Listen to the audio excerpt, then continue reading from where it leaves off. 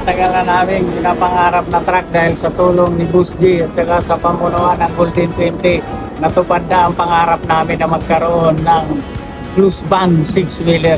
Maraming salamat kay Boss G. Sir Carl, maraming salamat. Dito na, natupad na namin. Namin matagal na inaantay na magkaroon ng ganito para sa aming negosyo. Bigas, mantiga.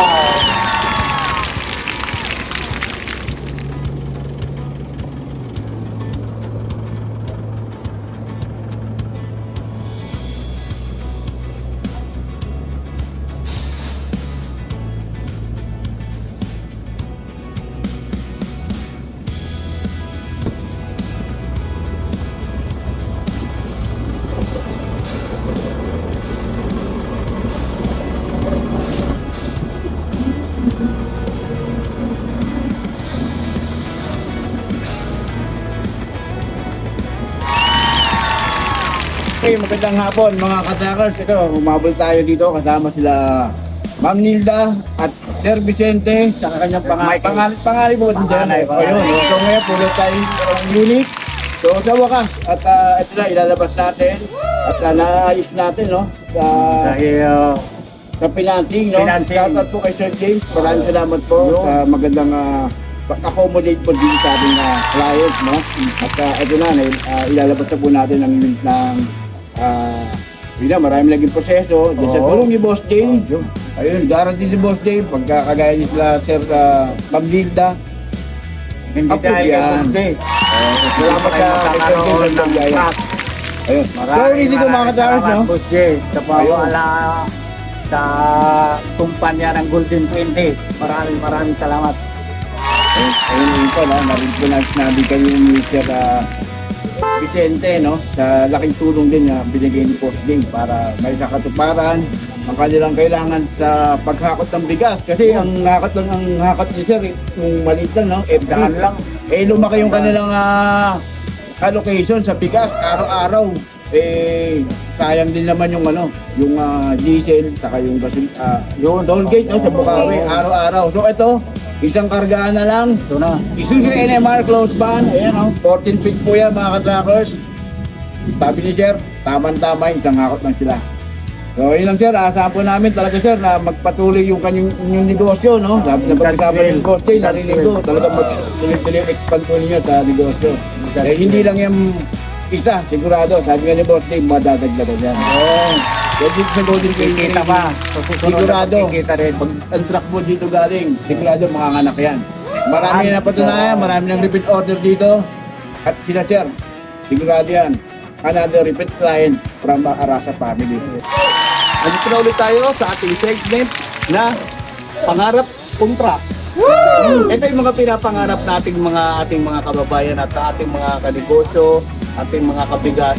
Sila Sir, tumawag po sa atin yan at kailangan daw nila ng truck na parang sa kanilang rice dealer sila eh. So, ang meron sila is FF Body na L300, ano? Ang gusto sana nila Sir is elf lang siya na FB Body. Yung mga nakikita niya doon sa mga previous nating mga bumili sa atin, yung nakikita niya naman FB Body gagamit sa bigas.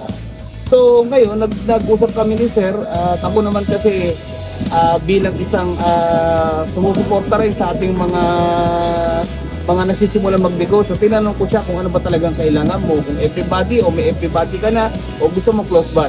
At ito ang inirecommend ko sa kanila, itong N-Series NMR na 14 feet close van. Ito kasi mas maganda na yung ilalagay nila na bigas na hindi mauulanan, hindi bubuktukin, pwede mong gawing stock, di ba? Kasi number one dito, kaya itong binigay namin kasi para gawin din nilang storage, di ba? Halimbawa sa bahay nila, sa lugar nila, sa tindahan nila, umorder silang bigas, hindi na nila ibababa sa lugar nila, di ba? Sa pwesto nila, kahit dito lang nila huhugutin, bubuk sa malit ito, huhugutin mo nila yung bigas. Kasi sila ma'am at sila sir, tiga-Fairview lang yan, tiga-Fairview, dito lang malapit sa atin. So ito, binigay natin sa kanila, naano natin sila na 14 feet ang close van ang kunin nila para sa negosyo nila. Kasi kapag everybody, ang ginawa natin na 14 feet heavy body, konti pa rin ang mga malalagay doon. At saka doon tayo mo maano na baka mamaya tumulo or yung capacity ng bigas, konti lang malalaman dito, kayang-kaya na yan. Kaya mga nagpapasalamat ako kay Sir sa ating ano nila at pag-suporta rin sa atin at ito, ano naman ng mga tao kapag bumili ng tulong, sige, to the rescue rin tayo dyan. So pina-approve natin sila na kailang ulit man na financing. Ito, ginagaranti ko sa inyo, kaya kayo susunod na mga kukuha ng truck. Dito po, punta lang po kayo. Ako po magagaranti sa inyo sa financial, tutulungan ko po kayo. Kaya nga po sa mga lagi ko po sinasabi, baka kayo po ang susunod na ubang may-ari ng truck dito sa Golden 20. Umulan man at tumaraw, handa po kaming tumulong para sa inyo sa mga nangangailangan. Ito pong truck na to kasi sa hard-earned money ni ma'am. Talagang dugot pawis nila yan na ibibili nila ng truck. Kaya kailangan ibigay natin sa mga buyer na mga ganito at sa mga susunod na mga buyer, yung mga talagang di kalidad, yung mga hindi nasisira. Pagdating kasi sa truck, tayo dito ang pinaka-veteranong nagre-reco ng truck at tayo ang pinakasariwa na nagbebenta ng truck. Yan, alam ni Sir yan. Tsaka dito, yung mga kakakausap niya, mga ibang negosyante, nakakausap niya dito pag pupunta. Kaya, ano pa hinihintay nyo, mga katracker?